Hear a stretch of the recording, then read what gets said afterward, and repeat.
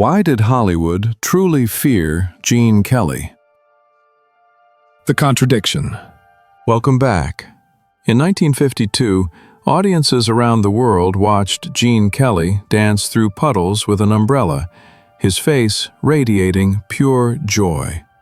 That single scene in Singin' in the Rain became the defining image of post-war American optimism. But what the camera didn't capture was the reality behind that sequence. The fever, the exhaustion, the collapsed performers, the young actress who would later compare the experience to childbirth itself. Gene Kelly revolutionized American dance. Before him, male dancers faced ridicule and suspicion. Kelly transformed that perception entirely, proving that dance could be athletic, masculine, and thoroughly American. He brought working-class authenticity to an art form previously associated with European refinement. Yet the same drive that created cinematic magic also left behind exhausted, sometimes traumatized collaborators. Some of Hollywood's toughest professionals described working with Kelly as among the most grueling experiences of their careers. How did the man who embodied joy on screen create such demanding conditions off-screen? What was the real cost of the perfection we see preserved on film? To answer that, we need to understand Gene Kelly, the man. We need to trace his journey from Depression-era Pittsburgh to absolute Hollywood power. We need to examine the wounds that never healed and the philosophy that justified methods many found excessive. This isn't a story about a villain. It's something more complicated.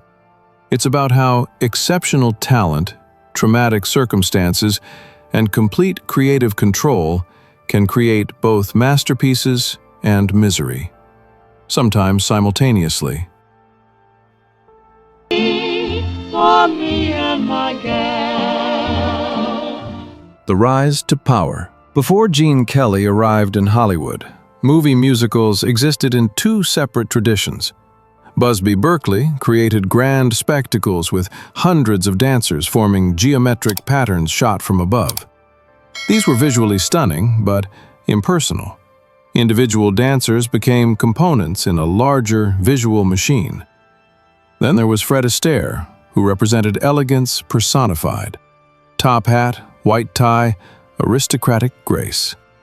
Astaire's style emphasized sophistication and what appeared to be effortless technique. Everything about his persona suggested wealth, leisure, and European-influenced high culture. Gene Kelly rejected both templates.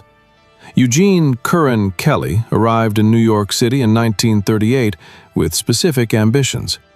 He didn't just want to dance, he wanted to choreograph. He wanted creative control. His Broadway breakthrough came with Leave It to Me, a Cole Porter musical. His talent was immediately obvious, but more importantly, he had confidence. He wasn't intimidated by established stars or powerful producers. In 1940, Kelly landed the lead in Pal Joey, playing a morally ambiguous nightclub performer. His performance caught Hollywood's attention. Producer David O. Selznick offered him a contract without requiring a screen test. That detail matters. It shows that even before arriving in Hollywood, Kelly was considered exceptional. His first major film was For Me and My Gal in 1942, opposite Judy Garland. MGM executives immediately recognized something different. Kelly moved like an athlete, not a classical dancer. Where Astaire seemed to float, Kelly appeared to claim the ground. He didn't glide, he strode. But 1944's CoverGirl proved Kelly's true ambitions. Loaned to Columbia Pictures, Kelly fought the studio for creative control over choreography. When executives resisted, he threatened to walk. They backed down. This pattern would repeat throughout his career. Kelly demanding, studios yielding, because no one else could deliver what he promised. CoverGirl featured the revolutionary alter ego sequence, where Kelly danced with his own reflection in an apparent argument conducted entirely through movement. This wasn't just technical wizardry. Kelly proved that dance could tell psychological stories, could reveal internal conflict, could serve as character development rather than mere entertainment. The technical challenges were immense. This was 1944. No computer imagery existed. To create the illusion, Kelly had to perform the routine multiple times with exact precision, trusting that technicians could combine the footage convincingly. One mistimed step would collapse the entire illusion. Then came Anchors Away in 1945, featuring Kelly dancing with Jerry the Mouse. Once again, extraordinary technical demands. Kelly choreographed every movement to match animation that didn't exist yet. He was dancing with empty air, trusting that animators working months later could follow his lead. In 1948, The Pirate featured Kelly's first fully realized ballet sequence on film. The extended dance number was experimental, artistically ambitious, and beyond what most studios considered commercially viable. The Pirate failed at the box office, but Kelly had proven he was willing to risk commercial failure for artistic innovation. Then came On the Town in 1949, which Kelly co-directed with Stanley Donen. Kelly fought MGM to shoot on location in New York City, something unprecedented for musicals. The studio insisted it was financially impossible. Kelly persisted. He believed authentic New York locations were essential to the film's energy. He won, and the location shooting gave On the Town a vibrancy studio sets couldn't match. By 1951, An American in Paris represented the culmination of Kelly's artistic vision. The film concluded with a 17-minute ballet sequence that Kelly choreographed, conceptualized, and starred in. No dialogue, no traditional narrative structure, just dance and music, exploring emotional journey. Studio executives worried it would bore audiences. They were catastrophically wrong. An American in Paris won 6 Academy Awards, including Best Picture. Here's what made Kelly genuinely powerful. He didn't just perform. He required complete creative control. As star, choreographer, and increasingly as director, Kelly held absolute authority over everyone in his productions. He could fire dancers. He could demand endless rehearsal time. He could reject costumes, sets, even musical arrangements. And because he consistently delivered both critical acclaim and commercial success, studios gave him that control. They had to. Fred Astaire had retired from musicals. Busby Berkeley's spectacles had fallen out of fashion. Gene Kelly was MGM's most valuable musical asset. Power reveals character. And Gene Kelly's character, forged in very different circumstances, was about to be tested. Ideas my father cultivated was that he was an ordinary guy, working class, middle class. The origin wound. Eugene Curran Kelly was born August 23, 1912, in Pittsburgh's North Side, a working-class Irish Catholic neighborhood where toughness was expected and softness wasn't tolerated. His father made a modest living as a phonograph salesman. The family wasn't destitute, but they certainly weren't comfortable. Gene's mother, Harriet, harbored artistic ambitions that poverty had crushed in her own life. When Gene was 8, Harriet enrolled him and his brother in dance lessons. She knew exactly what would happen. The neighborhood boys immediately targeted them. Sissy. In working-class Pittsburgh in 1920, dance was considered feminine, possibly shameful for boys. Gene and Fred faced constant harassment that sometimes escalated to physical confrontation. Gene Kelly learned to fight. Not because he enjoyed violence, but because survival demanded it. This wasn't character-building adversity. This was genuine trauma. A young boy forced to choose between his mother's dreams and his own safety, between artistic expression and social acceptance. By 15, Gene had become skilled enough at hockey, baseball, and football to silence most critics. He played hockey semi-professionally. The athletic training influenced his dance style profoundly. He later credited hockey for his low-to-the-ground, wide-open movement vocabulary. But the early shame never disappeared. That experience of being mocked for something his mother forced him into created a wound that never fully healed. It generated a need to prove that dance could be masculine, athletic, powerful. More than that, it created a need to prove he was tough enough that no one would ever again mistake him for soft. Then came October 1929. The stock market crash devastated the Kelly family. Gene had to transfer from Penn State back to Pittsburgh to save money. His journalism dreams evaporated overnight. The next 5 years were defined by survival. Gene took whatever work he could find. He dug ditches. He pumped gas. He worked as a carpenter's assistant. These weren't summer jobs. This was desperate manual labor undertaken to keep the family's studio open and fund his own education at the University of Pittsburgh. Every night he taught dance classes. He'd visit nightclubs, watch movie musicals, attend vaudeville shows, learning routines to teach his students. He was simultaneously a full-time student, a manual laborer, and a dance instructor.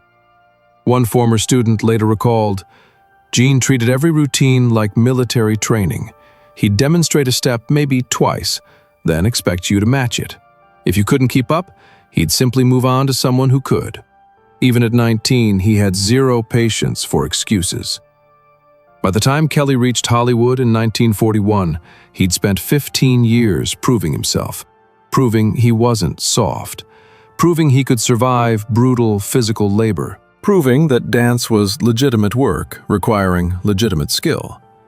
He knew exactly how much punishment the human body could endure because he'd endured it himself.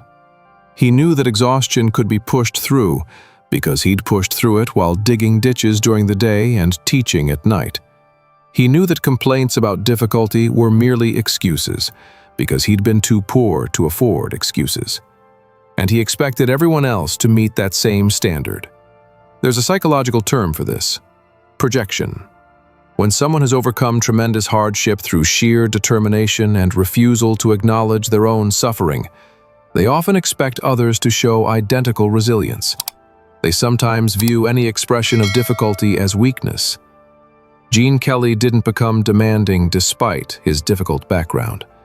He became demanding because of it. The experiences that made him resilient also made him sometimes unable to recognize that his standards might be unreasonable for others in different circumstances. The terror revealed. In 1951, MGM began production on Singin' in the Rain, the film that would become Gene Kelly's masterpiece and his most controversial production. The project brought together Kelly as star and co-director, Stanley Donen as co-director, Donald O'Connor as comic relief, and 19-year-old Debbie Reynolds as female lead. Donald O'Connor arrived with impressive credentials. He'd been performing since childhood, had starred in numerous films, was an accomplished dancer, comedian, and actor. By any reasonable standard, O'Connor was a seasoned professional who shouldn't have been intimidated. Yet years later, O'Connor admitted, "Those first few weeks on Singin' in the Rain, I was genuinely terrified. Gene would run a number 15, sometimes 20 times until every angle satisfied him. I wasn't afraid of working hard. I was afraid of making a mistake. Not because Gene would fire me. I was afraid of how he'd react." What did that reaction look like? According to multiple witnesses, Kelly wouldn't yell. He wouldn't criticize directly. He would simply stop the music, maintain absolute silence for several seconds, then say calmly, "Again, from the top." That silence was worse than any criticism. It created an atmosphere where performers felt they'd failed without understanding exactly how or why. They couldn't defend themselves because Kelly hadn't actually criticized them. He'd simply rejected their work and demanded repetition. For the Make 'em Laugh number, Kelly asked O'Connor to perform a move from his vaudeville days, running full speed at a wall and executing a backward somersault. There was one problem. O'Connor was smoking 4 packs of cigarettes daily at that point. His cardiovascular system wasn't prepared for that explosive physical effort. O'Connor agreed anyway. He knew refusing would damage his relationship with Kelly and potentially jeopardize his role. After 3 days of filming, O'Connor collapsed. Not from injury, but from accumulated exhaustion and carpet burns covering his arms and back. The studio doctor ordered rest. He spent a week recovering. Then the studio experienced a processing accident. All footage from Make 'em Laugh was ruined. The sequence would need to be filmed again. Donald O'Connor had pushed himself to collapse. He'd suffered legitimate injuries. He'd spent a week recovering. And now he'd do it all again, because of a technical failure that had nothing to do with his performance. O'Connor did it. He returned to set and performed the entire sequence again. Why? Because refusing was unthinkable in the culture Kelly had established. You didn't say no. You didn't complain. You performed until Kelly was satisfied, regardless of personal cost. But O'Connor was a 30-something professional with decades of experience. 19-year-old Debbie Reynolds had none of those advantages. Reynolds had been a gymnast and beauty pageant winner when MGM signed her. She had almost no dance training.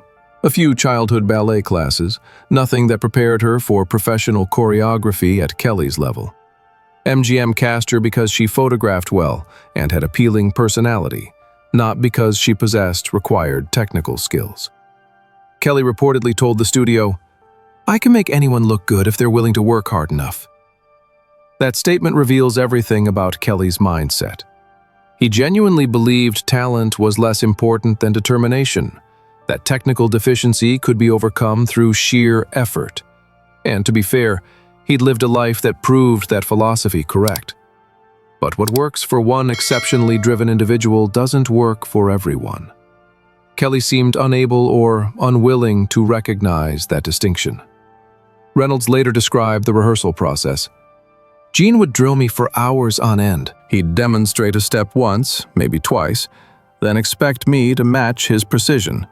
When I couldn't, and I usually couldn't at first, he'd just say, 'Again.' No explanation, no encouragement, no adjustment, just 'again.'" The Good Morning number required Reynolds to tap dance at Kelly's speed for nearly 6 minutes of continuous screen time. The routine demanded precision timing, complex footwork, and stamina to maintain energy throughout. For an experienced tap dancer, this would be challenging. For someone with minimal training, it was nearly impossible. Reynolds practiced until her feet began bleeding. Not metaphorically, literally bleeding through her tap shoes by the second day of rehearsal. She continued practicing. When the bleeding worsened, she wore additional padding and continued. When padding soaked through, she had the studio nurse bandage her feet and continued. Why didn't she stop? Why didn't she ask for accommodation? Because the culture Kelly established made asking for accommodation feel like admitting defeat. It meant you weren't tough enough, committed enough, talented enough. And for a 19-year-old in her first major role, being labeled not good enough would mean the end of her career before it began. When filming wrapped on Good Morning, Reynolds physically couldn't walk without assistance. Blood vessels in her feet had burst from repeated impact. Her dresser had to carry her to her dressing room, where the studio doctor examined her injuries and ordered immediate rest.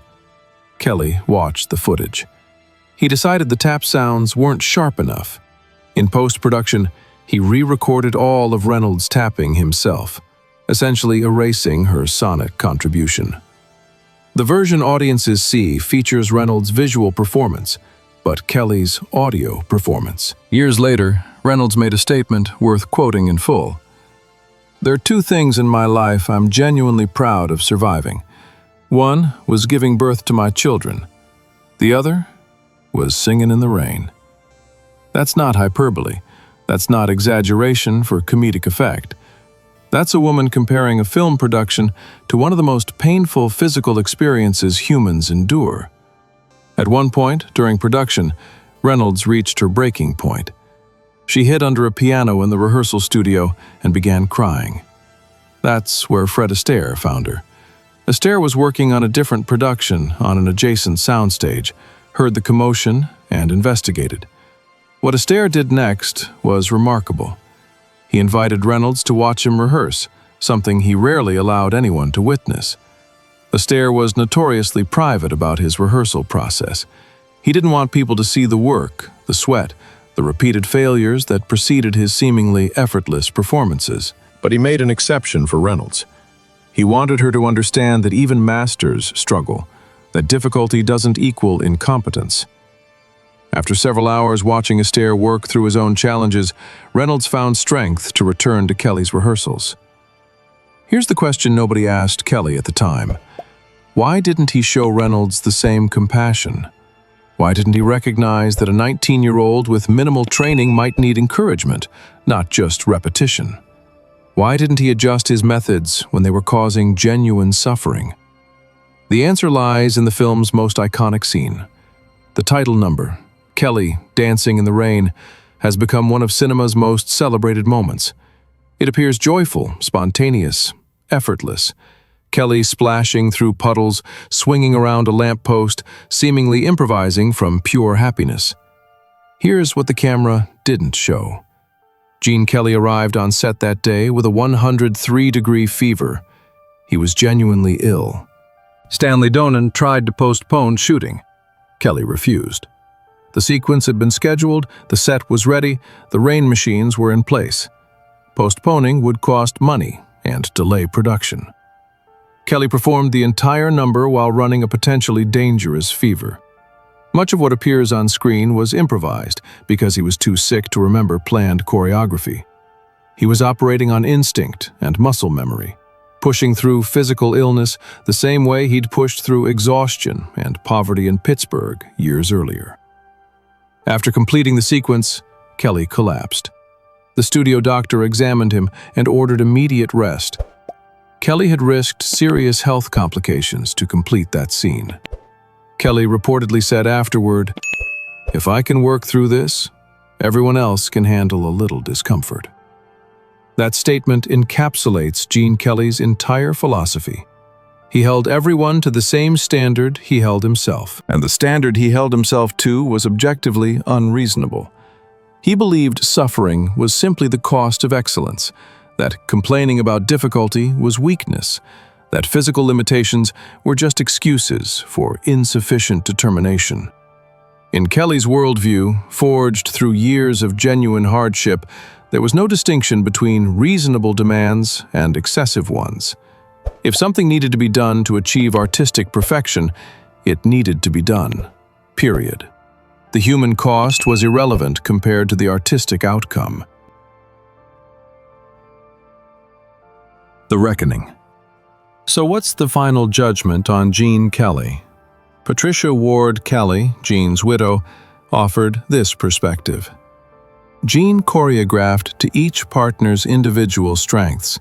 He pushed Debbie because he believed in her potential. He wanted his partners to look their absolute best. That's one interpretation. It frames Kelly's demanding nature as ultimately caring. There's some truth here. Debbie Reynolds did become a star. Donald O'Connor's performance is considered among his finest work. The film itself ranks among the greatest ever made. But this defense doesn't address whether the suffering was necessary, whether Reynolds could have achieved stardom through less traumatic methods, whether O'Connor could have delivered the same performance without collapsing, whether genius required cruelty, or whether Kelly simply hadn't learned other methods. Debbie Reynolds herself, decades later, said something revealing. "I learned more from Gene Kelly in those 6 months than in years of subsequent training. He made me a star. I'm grateful for that, but I wouldn't want to repeat it. And I've made sure never to treat other performers the way I was treated." That final sentence is significant. Reynolds acknowledged benefits while simultaneously recognizing the methods weren't acceptable. She took the lessons, but rejected the delivery system. In his later years, Kelly acknowledged some regrets. In a 1990s interview, he admitted, "I wasn't very nice to Debbie during that production. Looking back, I could have been more patient. I'm honestly surprised she still speaks to me at all." That admission matters. It suggests Kelly eventually recognized that talent doesn't excuse cruelty, or at minimum, that his methods had human costs he'd initially ignored. But this recognition came decades after the fact, after the damage was done and couldn't be undone. When Gene Kelly died in 1996 at age 83, he requested no funeral services. One of American cinema's most vibrant personalities chose to leave silently, without ceremony. Perhaps that quiet exit was fitting for someone who'd spent his career demanding others perform under impossible circumstances, while rarely showing his own vulnerabilities.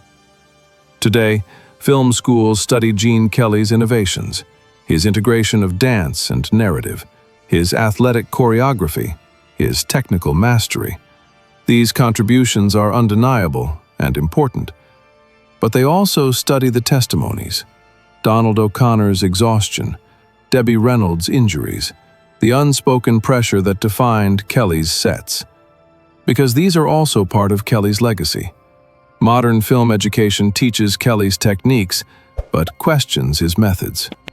We study his artistic vision while examining his treatment of collaborators. Because we've learned something since Kelly's time, that great art doesn't require suffering, that genius doesn't justify cruelty, that there are ways to achieve excellence without breaking the people who help you create it.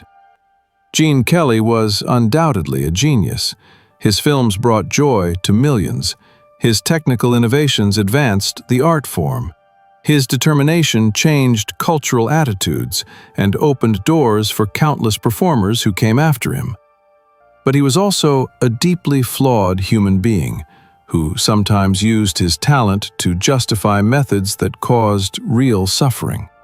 He demanded from others what he demanded from himself, without recognizing that his own standards were forged through trauma and weren't necessarily healthy or appropriate for everyone.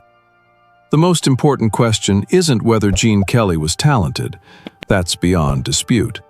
The question is whether his talent justified the damage he caused, whether the masterpieces on screen are worth the pain experienced off-screen, whether we can celebrate the art while condemning the methods. There's no simple answer, but asking the question matters. Every time we watch Singin' in the Rain and see that joyful dance through puddles, we should remember the fever, the blood, and the tears that made that joy possible. Not to diminish the art, but to understand its full cost.